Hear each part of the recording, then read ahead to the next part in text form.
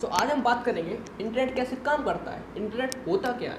Internet पर जब आप कोई भी वेबसाइट को सर्च करते हो तो आपके मोबाइल में उसकी इन्फॉर्मेशन कैसे आती है, किस प्रकार से आती है, ये सारी की सारी चीज़ें आज की इस वीडियो में बात करेंगे। ठीक है, सो लेट्स मूव फॉरवर्ड।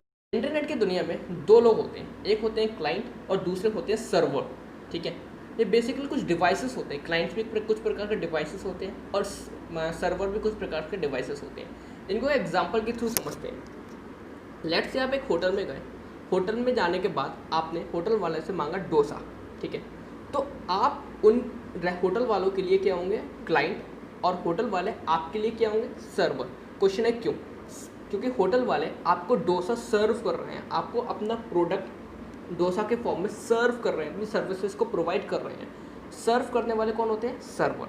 तो आप होटल वाले चूँकि आपको डोसा दे रहे हैं इसलिए वो क्या होंगे, सर्वर, और आपके होंगे क्लाइंट्स। ठीक उसी प्रकार इंटरनेट की दुनिया में दो टाइप के डिवाइसेस होते हैं। एक वो जिनको यूज़ करके आप इंफॉर्मेशन गैदर करते हो, फॉर एग्जांपल आपका स्मार्टफोन, आपका लैपटॉप या आपका कंप्यूटर, जिनकी मदद से आप वेबसाइट को सर्च करते हो, for example youtube.com, facebook.com, google.com, ये सारी की सारी चीज़ें। ठीक है, और दूसरे होते हैं सर्वर, जो ऐसे डिवाइसेस या ऐसे कंप्यूटर्स होते हैं जो youtube.com, google.com, facebook.com की जो इन्फॉर्मेशन है वो आपके डिवाइसेस तक सेंड करते हैं, भेजते हैं। ठीक है, अब क्वेश्चन ये है ये सब काम होता कैसे है। लेट्स से आपने सर्च करा techcrunch.com ऑन द इंटरनेट। ठीक है, आप सर्च करते कहाँ पर हो, अपने एक ब्राउज़र में। ब्राउज़र कुछ भी हो सकता है, गूगल क्रोम हो सकता है, फायरफॉक्स हो सकता है। ठीक है, ये सब ब्राउज़र्स होते हैं। ओके, आपने सर्च करा techcrunch.com, www.techcrunch.com। www.techcrunch.com में जो TechCrunch है वो उस वेबसाइट का डोमेन नेम है। क्या है, डोमेन नेम। TechCrunch क्या है, डोमेन नेम। और .com जो है वो है टॉप लेवल डोमेन नेम। फिर से www.techcrunch.com में जो TechCrunch है वो उस वेबसाइट का डोमेन नेम है और .com उस वेबसाइट का टॉप लेवल डोमेन है। ठीक है, अब आपने क्या करा, सर्च करा techcrunch.com को। इस बात की जो इन्फॉर्मेशन है वो कहाँ जाएगी, सबसे पहले ISP के पास। ISP यानी इंटरनेट सर्विस प्रोवाइडर्स। अगर आप इंडिया में रह रहे हो तो वो एयरटेल हो सकता है, वो जियो हो सकते हैं, BSNL हो सकता है। ठीक है, ISP इस इंफॉर्मेशन को DNS सर्वर पर पहुंचाते हैं। कहाँ पहुंचाता है, DNS सर्वर पर। ठीक है, इसकी फुल फॉर्म होती है डोमेन नेम सिस्टम सर्वर। क्या फुल फॉर्म होती है, डोमेन नेम सिस्टम सर्वर। ठीक है, डोमेन नेम सिस्टम सर्वर एक प्रकार की बुक की तरह होता है। एग्जाम्पल के थ्रू समझते हैं। एक फ़ोन बुक में क्या होता है, इंसानों के नाम के आगे उनका फ़ोन नंबर लिखा हुआ होता है। ठीक उसी प्रकार जो DNS सिस्टम सर्वर होता है वो एक प्रकार का वही होता है, एक प्रकार की बुक होती है। एक प्रकार की बुक मतलब लिटरल मीनिंग मत लेना, लेकिन एक प्रकार की बुक होती है। बुक की तरह होता है जिसमें प्रत्येक वेबसाइट का करस्पॉन्डिंग IP एड्रेस होता है। IP एड्रेस क्या होता है, हर एक डिवाइस, चाहे वो आपको स्मार्टफोन हो, चाहे वो कोई वेबसाइट हो, चाहे वो कोई लैपटॉप हो या कोई कंप्यूटर हो, अगर इंटरनेट से कनेक्टेड है तो उसका एक इंडिविजुअल यूनिक IP एड्रेस होगा जो केवल और केवल उसी का ही होगा। ठीक है, ओके, तो DNS सिस्टम क्या करता है, आपने चूँकि सर्च किया है techcrunch.com, तो techcrunch.com का corresponding IP address DNS system server जो है वो मतलब सर्च करेगा और उसके बाद उसको फिर वापस से आपको ब्राउज़र में भेज देगा। यहाँ तक समझ में आ गया? ओके, ब्राउज़र ने उस इन्फॉर्मेशन को एक्सेप्ट करा और उसके बाद उस इन्फॉर्मेशन को कहाँ भेज दिया, सर्वर के पास। सर्वर कौन होते हैं, गूगल डाटा सेंटर से अमेजोन डाटा सेंटर जैसे बड़े बड़े जो हाई प्रोसेसिंग पावर वाले जो कंप्यूटर से डिवाइसेस होते हैं उनको बेसिकली सर्वर पर काम करते हैं। ठीक है, अब क्वेश्चन है ये क्यों होते हैं, आगे डिस्कस करेंगे। ठीक है, अभी नहीं करेंगे, वरना कन्फ्यूजन हो जाएगा। आगे चलते हैं।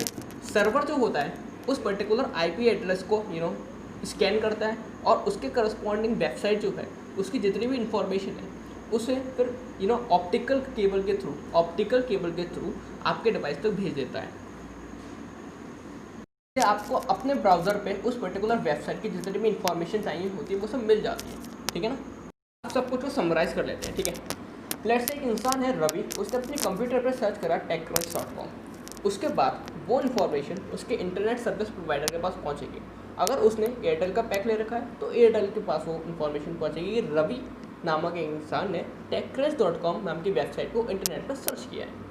वहाँ से वो इन्फॉर्मेशन एयरटेल DNS सर्वर को भेजेगा। DNS सर्वर मतलब डोमेन नेम सिस्टम सर्वर को भेजेगा। Domain name system server techcrunch.com नामक वेबसाइट के करस्पॉन्डिंग जो IP एड्रेस वो वापस से मतलब सर्च करेगा, उसके बाद उस आईपी एड्रेस को वो वापस से आईएसपी को भेज देगा और आईएसपी उस आईपी एड्रेस को रवि के कंप्यूटर में जो भी ब्राउज़र है जिस पे उसने techcrunch.com नामक वेबसाइट सर्च करी है उसको भेज देगा।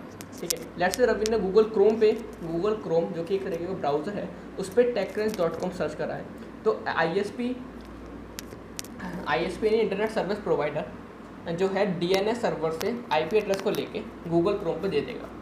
गूगल क्रोम बाद में उस आईपी एड्रेस को ऑप्टिकल केबल के थ्रू, किसके थ्रू, ऑप्टिकल केबल क्या होती हैं, वो सारी की सारी चीज़ें जिसमें या जिससे इंटरनेट जो है काम करता है। ठीक है, तो उस ऑप्टिकल केबल के थ्रू वो गूगल क्रोम उस इन्फॉर्मेशन को कहाँ भेजेगा, गूगल के डाटा सेंटर में भेजेगा जहाँ पर techcrunch.com वेबसाइट का पूरा डाटा या पूरा इन्फॉर्मेशन स्टोर है।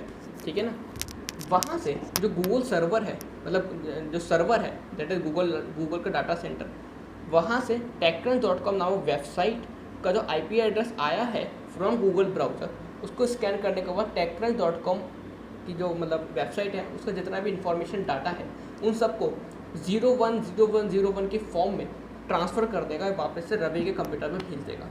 वहाँ पर जाने के बाद रवि के कंप्यूटर में जो गूगल क्रोम है वो उन 010101 को रीअरेंज करेगा और रवि की स्क्रीन पे उस techcrunch.com वेबसाइट का सब कुछ लेआउट प्रेजेंट कर देगा। तो बेसिकली ये पूरी की पूरी चीज़ है किसकी, इंटरनेट की। I hope you have understood it.